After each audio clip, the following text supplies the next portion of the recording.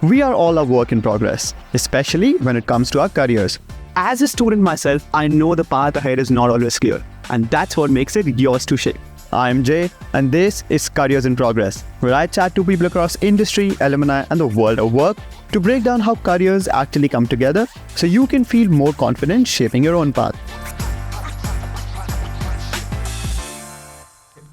Alright, if you ever looked at a job ad and thought, am I actually ready for this? This episode is for you. Today we are unpacking what employers are really looking for in grads, from things that really matters to what makes you stand out and how to be more confident when you are putting yourself out there. We are joined by James Schlunke, who is the head of early careers at Capgemini. He leads the country's top-ranked early careers program, recognized in 2025 with the Outstanding Graduate Program Award and as the most popular tech consulting employer. James, welcome to Careers in Progress. I am super keen to chat with you today. Thank you for having me. Now, we know you have helped thousands in securing, grad roles and helping their careers, but I would love to start off on a slightly different note. Tell me something that feels like a work in progress in your life or career right now. A work in progress. Well, I mean, there's professional and there's personal. I think in a professional sense, we're always looking for ways to improve the program. You spoke about, a few of our accolades over the last few years, and quality is very important to us. And we certainly haven't got there by accident. We've had a very big and strong team effort, from everyone involved in early careers in our business. Thankfully, they're very passionate about it, and they support me all the way. But I'm always thinking about how we can improve the program, listening to feedback. So I think all my programs are a work in progress in a way. They're not perfect, and there's always ways to make them better. I think my personal example is just probably being a parent. That's always a work in progress. Oh, yes, of course. So now, I did a bit of a LinkedIn stalk and I found out that you started off your career in law. You have degrees in law. And at the moment you lead, award-winning career programs of Capgemini across Australasia. So how did you land where you are currently?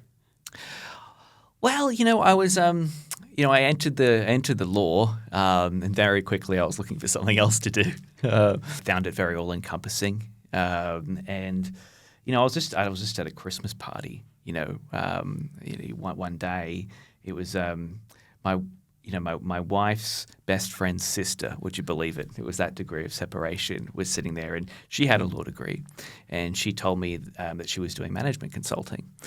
So I thought that sounded interesting. I've always liked dealing with people, and I've always liked computers too. So I thought management consultants could maybe more tech consultant or some sort of hybrid between the two. And Capgemini seemed to offer me both of those things. Just like any other grad, I applied to the program. I was lucky enough to get in. I was very surprised, and but also kind of nervous. Career changes come with a lot of anxiety because they're a big risk. Quite frankly, I mean you're sort of discarding what you've done in the last 7 to 10 years.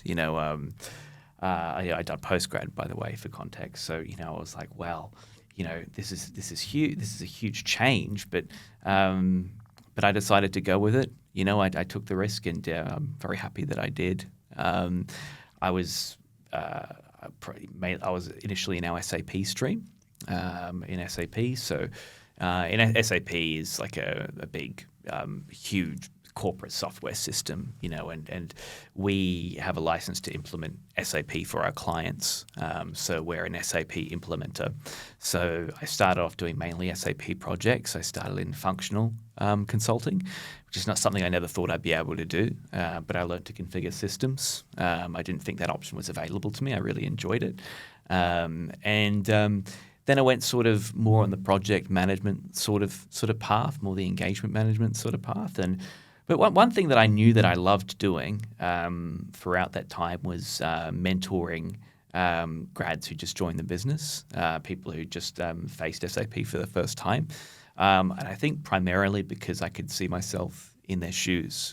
So I wanted to sort of use the lessons that I'd learned to kind of get them on board for the journey and ease their sort of anxieties about starting this new career because it's something that I went through that I wanted them to avoid. And I liked I'm from a family of teachers, and I like teaching. I like teaching, and I like helping people.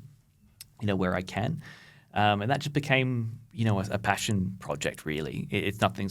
I never really thought about it in terms of a career. But as a result of that, the graduate program manager, she'd asked me to be the sort of the grad representative in our SAP stream. So I'd do their interviews, I'd review the short lists. I'd tell them who I thought we should interview, and all of that sort of stuff. When she moved into an APAC role, so Asia Pacific, she asked me if I wanted to take hers. And again, it's a career defined by big risks and lateral moves, and I made another one. But again, I was very glad that I did. But I kind of reflect on it a little bit, and then think that it mirrors a lot of contemporary graduate careers, because I feel like my parents' generation, they used to. And obviously this is a generalization, but a lot more careers were like this. My parents' generation were, they get a degree in something, let's say engineering, like my father. They'd work for the same or maybe two companies for their whole life, and then they'd retire.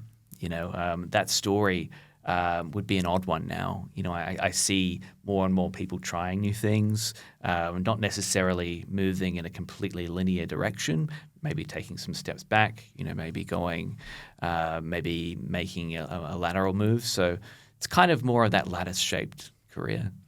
Yeah, Right. I I'd love say. how you told me the entire story, because I can connect so many dots here. And the fact that you seem to be very passionate about, like teaching and developing people, specifically the coaching element of it. Do you think it stems from the family itself, or has it always been a personality trait growing up? It could be. I don't know. I was reading an interesting book about. Forgive me for this tangent, but I was reading this book about how a lot of our psychological makeup is genetic, and when I see myself, especially how I am with my kids, and repeating things that my parents have said or done, it freaks me out a little bit. But in another way, it also reminds me, oh, okay, well, if I'm from a long line of teachers, then maybe that is sort of that sort of passion for educating. Do you think it resonates well with what you do right now? And the fact that you work as head of early careers at the moment, what does it actually involve day to day? I wear so many hats. That's the thing. Firstly, the most obvious to most people would be that I oversee recruitment. I do still like to get involved, so in terms of, obviously I have help, as I've outlined, but in terms of recruitment, I do still like to get my hands dirty occasionally and go through the process and making sure I understand what it is. And especially if I bring people, to help, I know how to direct them and how to show them what our process is, because it's a little bit different from our more senior recruiting. Then obviously a huge element is brand. Brand would encompass, external partnerships, external engagement, and everything that goes that. Talking with universities, creating relationships. It's a huge part of what I do, and it's very important. Brand is massive, but also the day-to-day program management as well. Is the unglamorous stuff. The finances, the approvals, and then there's sort of the L&D side of things. So making sure we have a robust onboarding experience. Our grads come on board and facilitating that. Especially because we're in different cities, and making sure that we are all that it's an immersive experience, and we can collaborate. And then the L&D program, in earnest throughout the year. So just making sure that the graduates are getting appropriate learning. They have their business line centric learning as well. So if you're an engineer or you're a software developer, you'll have that learning for sure. But we are all consultants at the end of the day, and it's my responsibility to make sure that they also get those more general classes as well. And it's a good excuse to meet up and be together and learn together. That is amazing. So when you are recruiting for a cohort, how big are the groups usually like? Or it just varies seasonally, or it's the same amount of people you go for annually? Depends on our business strategy and demand at the time. But I'm reasonably comfortable with saying we average maybe about 70 to 80 a year. Outside of that. That's nice. So, like, when we hear the term early careers, to be fair, as a student myself, I always have big question marks in my head. And in all honesty, up until probably last year, I wasn't even aware of what, it actually involves. So, like, what do these programs actually look like in real life practice, the early careers program? Yeah, well, early careers to us, we the graduate program is probably the primary example. Our graduate program is 12 months. You are a permanent employee when you join, but it is a 12-month program. So everything associated with being a graduate happens in the first 12 months. After that, we sort of expect you to develop and take the reins a little bit more. But graduate program is your first 12 months of employment, and it's highly structured. And then, in effect, after the 12 months, you graduate from the program. The internship we also have, so we won't be going ahead, with a winter internship this time around, but we almost always have a summer internship and sometimes a winter too. Generally, it's 2 times of the year. So if we do a winter internship, it's June or July, maybe going into August. And the summer would be any 6 to 8 period between, let's say, November and February. Tends to be we do those dates because students are full-time available, so they don't have other work or other limitations. It's also good for international students because international students are capped in how many hours they can work fortnightly. But when their results come out and the semester is finalised, then they have the whole summer basically to work full time. So that's been tried and tested, our structure, but that's where we sort of landed on. We usually aim for 2 a year if we can do it. Yeah. I think that sounds like an incredible opportunity. But if you would like to tell me more from your expertise, what do you think makes a graduate program a good graduate program, in short? I think one that focuses primarily on satisfaction of the grads. It has a human component to it. I think one that has first and foremost empathy as a guiding principle, understanding what these people are going through when they embark on a new career and a new challenge, and just developing them the right way. I think it should be very, very heavy on the development aspects of things in terms of learning. Being able to give people certifications and quick wins to build their confidence is always a very, very good idea. I would say like happy people, work better. So when we listen to their feedback, and implement it and improve it and change it, we generally have happier graduates, and happier graduates stay with the business. So let's say from a student's perspective, when we are choosing where to apply, what are the things that we should be looking at? Well, they're all different. You might have a very, very clear idea of what you want to do, and you might have already sort of established in your mind what a career pathway looks like for you. In that case, you probably won't want a graduate program that does too many rotations. But if you're still trying to figure out exactly what that is and experiment a little bit, you might want to work for a company that gives you more of a rotational experience, lets you try different things. Consulting's always good like that because you kind of get more expertise as you go, and you get more practical experience. I find with consulting, you're always really surprised about where you end up 10 years in. It's very rarely that you're in the same position, or the same department, or as you were at the very beginning of the experience. And you get exposure to all sorts of clients, which is cool. When I was in consulting, I worked, with clients in everywhere to fashion, retail, utilities, everything, really, public sector, and I found that was a really good way to accumulate, a number of different experiences in different fields and see how different businesses operate. You must have seen a huge pool of applications come through in all these years, and specifically candidates with immense potential as well. Now, when you're making a choice, what do you think, when you look at the application, how do you differ between somebody who just blends in versus who actually stands out to you as a recruiter? Well, it's funny because it's a really hard thing to know who wants to be a consultant. usually, right? So the more a student can do that job for us, the better, because you can't learn consulting at university. No one can learn consulting at university. It's something that you only learn via practical application. So how do you pinpoint that on your resume? So we're looking at two things, and again, this is probably going to strike you as vague. Problem solving and communication. Consulting is just problem solving at the end of the day. But remember that clients are just customers. Client is just a fancy word for customer, really. So I think first and foremost, the more like customer-facing experience you have, the better. The more you've. I really like it when people have. Even being like let's just say working in restaurants or working in positions where they've faced high customer demand. They've had to solve problems on the fly. They've had to think on their feet. They've had to balance priorities, and they've had to basically exude professionalism and use professional language. Those sorts of things. They tend to be really great practical experiences. I feel like I was actually a better consultant because I've had those experiences. I think those experiences contributed to the better sides of my consulting.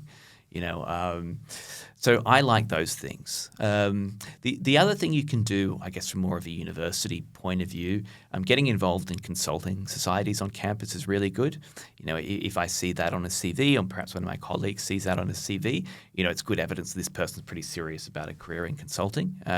Whereas otherwise, if we just have your undergraduate and your work experience, that doesn't really do too much. But if you've been part of, even if you've just attended events, I would list that on my CV. It just to keep showing that interest in building a consulting career.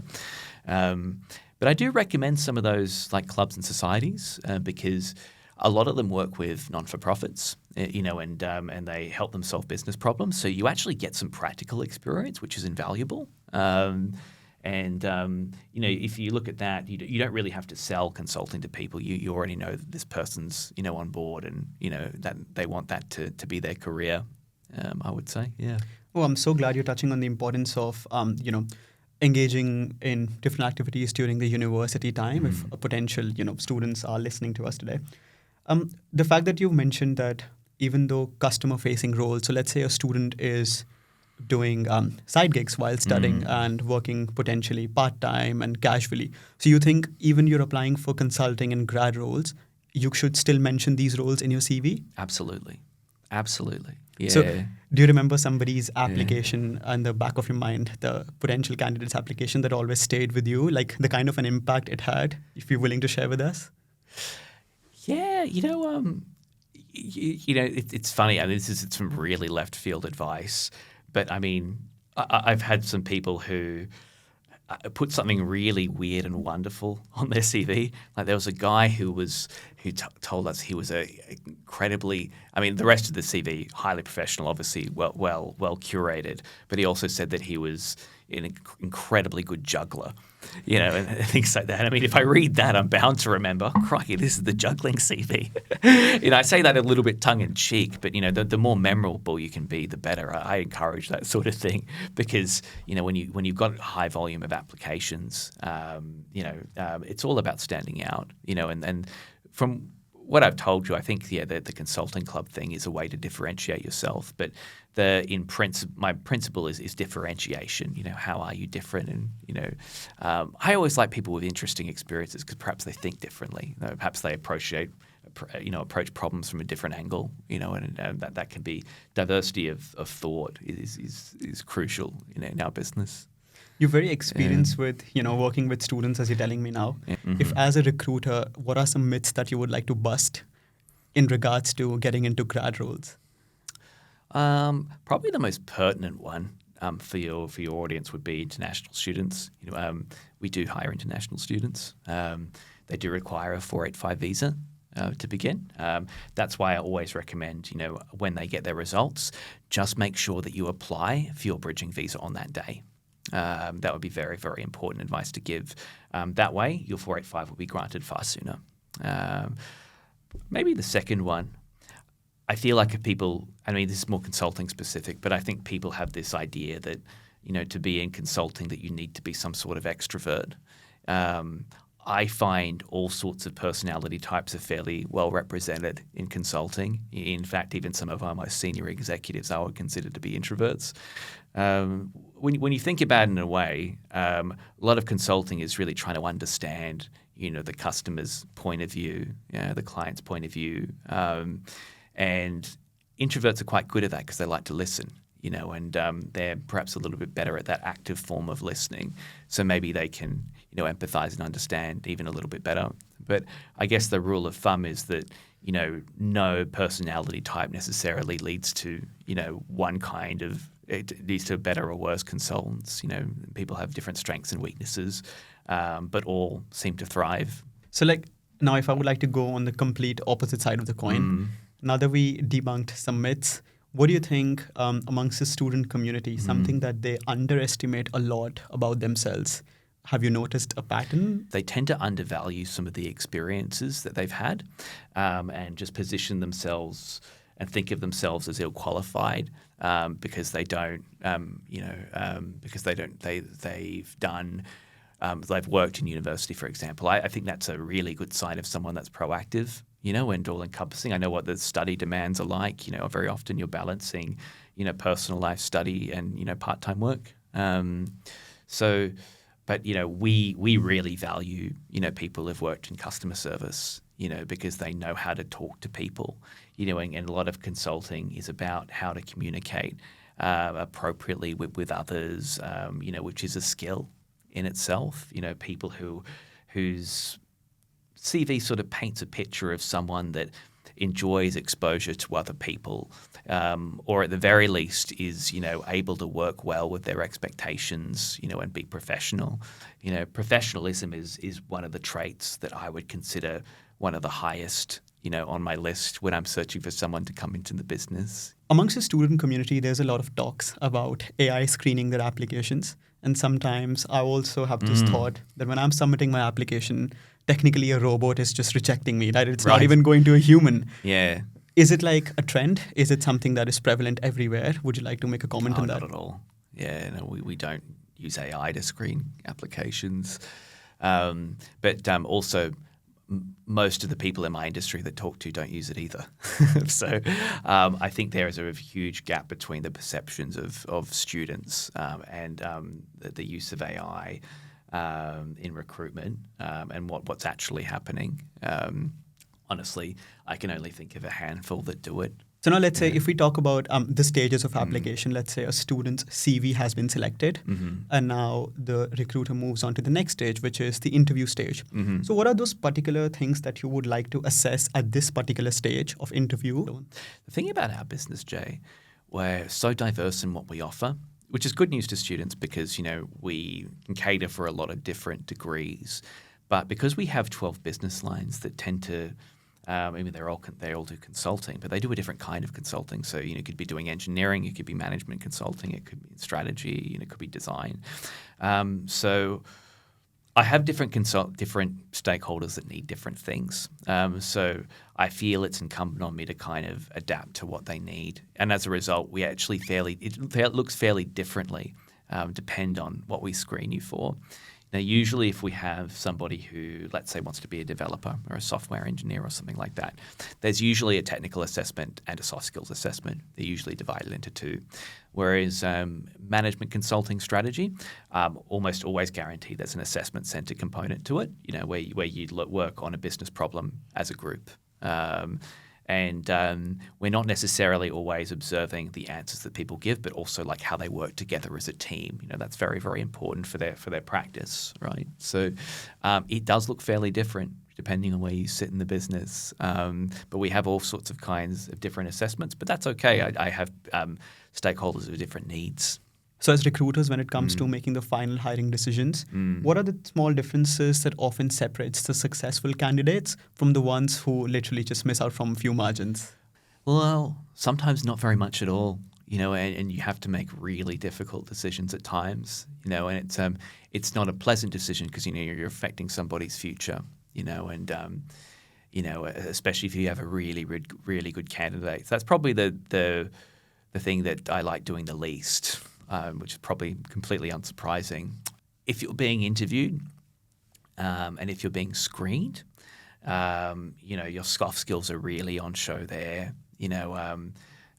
Use that as sort of an ability to err on the side of talking more about yourself than less. I know it's uncomfortable for a lot of people to talk about themselves and their strengths, and it can seem a little bit self-indulgent. So I think a lot of people struggle with that with their comfort levels there. But just remember that you're just doing a job. It's your job to talk about yourself and put yourself in a position of strength. Just as much as you describe the benefits and advantages of anything else, really. If you think of any grads who are particularly thriving at the moment, what do you think students can learn and pick up from them? I think those who, from the get-go, were very enthusiastic about being involved in the wider business. I mean, consulting, unfortunately, you have to stand out, right? People have to know who you are, especially when it comes to putting people on projects, knowing, the history of someone's work, their different skills, all of that sort of thing, I suppose those who are more proactive about introducing themselves, but mainly those who are curious, they get on projects and they don't want to know sort of just about, the individual piece of work they're doing. They kind of orientated in a way that is more like, how does this all fit together? What does that other person do? What might they be thinking about? What are they doing in their work stream? And just kind of those who try and think, how does the whole puzzle fit together? And actively, ask their colleagues about their skills and their work history and how they got to their position, things like that. I find that those consultants tend to do really well, or all those who put their hands up to help out with external engagement and initiatives within the business, or perhaps being involved in one of our Capgemini communities or things like that. That level of sort of proactiveness and good energy, I think those tend to go a long way. Yeah. A lot of university students specifically, they have self-doubts and they feel like they don't have the readiness. They feel like they're not ready to face the professional world yet. Is there any way you would like to encourage them, or what would you like to say? Sure, I definitely was the same. And I think a lot of people who started with me, who are now senior managers and directors as well, felt exactly the same way. And I think everybody has kernels of self-doubt. That's important to acknowledge.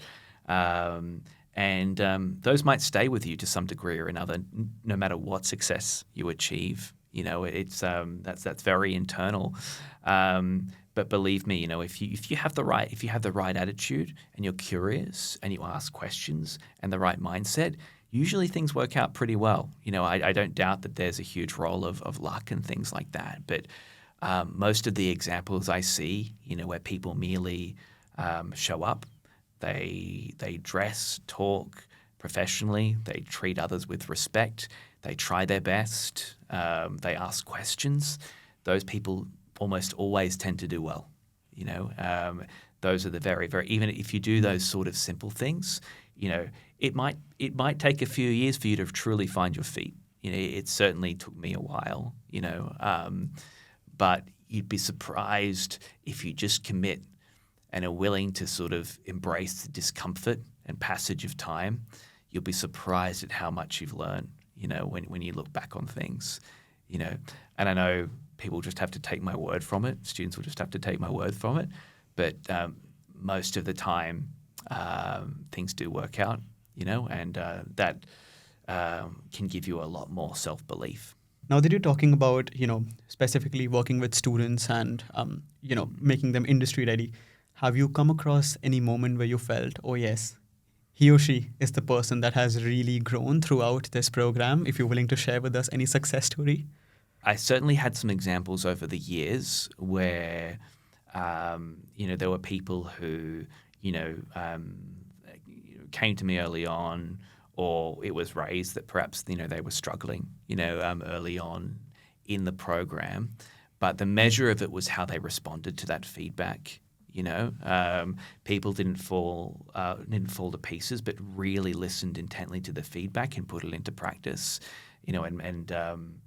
I'm most proud of those people. I'm really not. Obviously, I'm proud of the people that have have been resoundingly successful, and I've had many stories like that. But I think what gives me the most satisfaction are the ones that in the beginning they're overwhelmed. They might be struggling for one reason. They're probably usually less than they think they are, but and those sorts of things. But really listen to the feedback, and take it on, and then become successful. And I certainly have examples of the latter. And that's from a job satisfaction point of view, that's the best. So do you still keep in touch with the grads when they finish the programs? Of course. Yeah, I keep in touch with grads that finish. I keep in touch with grads who've left the business. It's always nice to know that you've been part of someone's career journey, and still very, very proud. Even when I see them, when I see their wins, it's huge for me. Yeah. Now, to wrap us up, if there's one message you would like to leave with us Deakin students, what would that be, please? Probably that, no matter what you've studied, or what your GPA is, or how worried you are about the future, you're probably more capable than you think if you, as I kind of echoed before, if you behave professionally, if you're logical, if you use your common sense, if you make an active effort to solve problems, if you make an active effort to improve yourself, you'll probably be okay. A lot of students are really fretting about the future. I know that I was one of them. Things tend to work out okay. But this is a great time of your life to, be a student and everything wonderful that entails. That is very convincing and kind of you to be saying that. All right, this is honestly one of the favorite parts of the show. We are jumping into the Ask Me Anything segment. So ahead of this episode, we asked you on our Instagram stories what you wanted to know about applications, jobs, and what employers are really looking for. And now I'm in the studio with James unpacking those questions without any gatekeeping, with just honest and pure advice. We had a question coming in, and it says, a student has asked us, I feel like I don't have enough experience. Should I still be applying? Yes, absolutely. Yeah. I mean, if you don't apply, I can guarantee you won't get the job. But I mean, it's the first prerequisite to being part of the to being accepted, right? Certainly apply. Sometimes it's not about. Some people, as I was sort of saying, sometimes it's not about the experience per se, but some people undervalue the experiences that they actually have already, and they don't really illustrate it. Just tie it to the the job title. Consulting is about as I say, it's problem solving. It's communication. A lot of those you probably do today in your part-time jobs. A lot of those you probably do at university and projects and things. So just extrapolate from your experiences, what you've learned and apply it to the job role. The next question that has come up is, a student has asked us, how do I stand out when everyone seems equally qualified for the role? I'd probably go back to the consulting club's question for consulting. That's a really good indicator that someone wants to be involved in consulting and is serious about a career in consulting. There are numerous ones on campus. I was once approached by a student and gave that advice, and he told me he didn't have one on his particular campus, so I just told him to start one, and he did. That is amazing. Now, to finish us up, I would love to ask you for a recommendation to leave with us today, something that has helped you in your life or career lately. I would say it's reading. Yeah, honestly. I feel like there are times when I don't read a lot, and there are times when I read a lot. But I always try and aim to these days.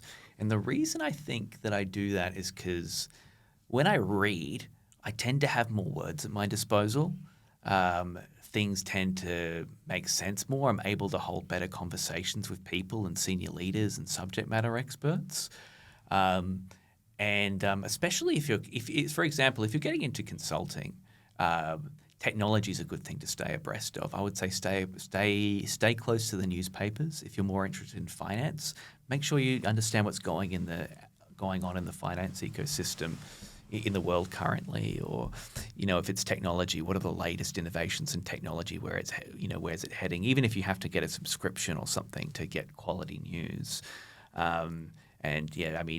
we are an interesting information space at the moment. So choose wisely. But if you whatever your career is that you plan to undertake, try and stay across the media associated with it and the literature associated with it. There's all sorts of self-help material available. Some better than others. Believe me. But there are books like Thinking Fast and Slow that are fairly applicable to all professions that are a good rule of thumb. That's a good read for if you want to get started on that. 100%. Yeah. That is definitely an incredible recommendation. Yeah. Thank you so much. I'm super grateful for your time today. And that's a wrap. Hopefully, this has given you a clearer picture of what employers are really looking for when it comes to graduates. Now, whether it is about the application of your first internship, a graduate program, or you may be figuring out where to start, we are hopeful this has given you a bit more confidence to put yourself out there. Now, if you got something out of this, share it with a friend who may need it, and do not forget to refer to the show notes that will link you through to My Deakin Talent. And my friend, that is a goodbye for now, but not forever. And I will see you in the next one. Bye-bye.